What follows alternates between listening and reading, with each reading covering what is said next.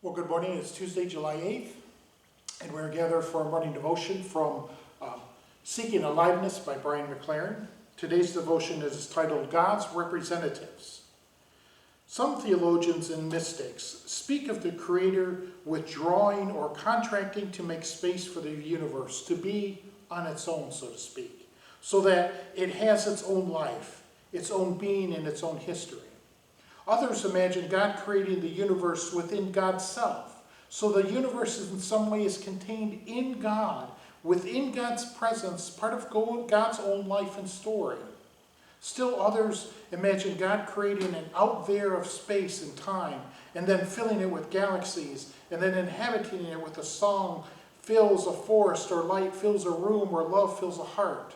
Interestingly, some scholars believe the Genesis story echoes ancient Middle East temple dedication text. But in this story, the whole universe is the temple, and the Creator chooses to be represented by human beings, not by stone idols.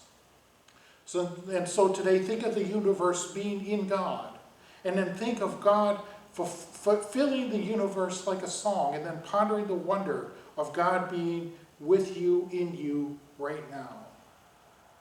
And so the point that he's trying to make here is that, there's different thoughts about how God created the universe. Did he create it and just let it be and not have anything to do with it, just let humans run the show? Or is God so involved in there that he's basically driving the bus and guiding us in everything that we do, or is it somewhere in between? And so he brings us this concept that this creation story is a part of who God is. It's in God. It's a part of God. It's the telling of God's story. And he wants us to ponder that. If we are in the midst of God's story, if we are an integral part of God's story, what does that look like for your life? And he wants you to ponder that question today.